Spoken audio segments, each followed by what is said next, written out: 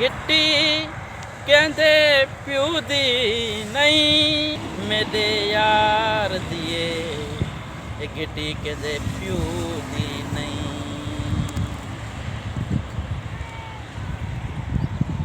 हाँ?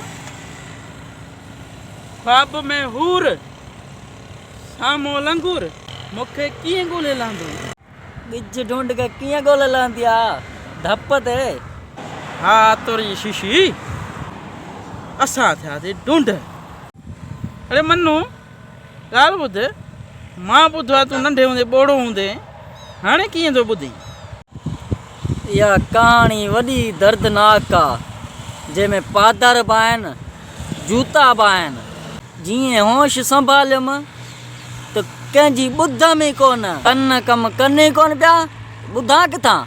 इहो ॿुधणु शुरू किथां थियो कंहिंखां इलाज कराई या कंहिंखां फीणो धागो कराई।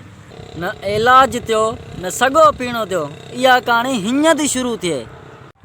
मूंखे पई हिकिड़ी किनी आदत। आदत हा पोइ तुंहिंजे अरकाननि मां बि मूंखे लॻे पियो।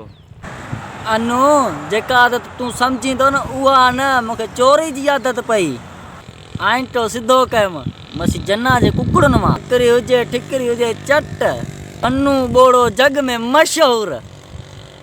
मां अॻियां पुलिस मुंहिंजे पोयां बाबो थाणे में मां जंग में कारवायूं पियूं हलनि।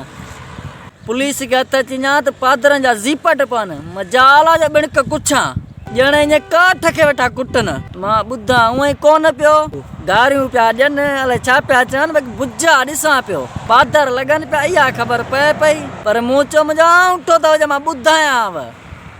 मनु ॿोड़ो ई तव्हांखे खाधल चोरी मोटाड़ींदो सवाल ई पैदा नथो थिए। मनु पोइ तूं जग में मशहूरु आहे पोइ आख़िर ॿुधणु शुरू किथां कई। अचानक चढ़ियुसि जाड़े जमादार जे वर ठका लपाट कढायईं। मूंखे त लाहौत जा सैर करायईं कन खुली विया होश खुली विया। उतां मूं ॿुधणु शुरू कयो जमादार जाड़े जे पेरनि ते किरी पियुसि मुर्शिद मुर्शिद करे जेके चोरी न कयमि उहे बि मञियूंमांसि। मूं चयो चोरी मूं कयूं न। इन ख़ुशी में जमादार जाड़े जी दिलि ठका ॾिनो हू पोइ मरी वियो। हुन सोचियो त हिन ॿोड़े ॿुधणु शुरू कीअं कयो ए सचूं कीअं कयईं। माना जमादार जाड़े जी दिलि ठका ॾिनो पोइ मरी वियो। जमादार जाड़ो खान न चओ मुर्शिद जाड़ो खान चओ मुर्शिद जाड़ो खान। 3 अगरबत्तियूं ऐं 10 रुपयनि जा गुल खणी हुनजी क़बर ते वेंदो आहियां जेसिताईं मां न वञा त मूंखे आराम अचे न।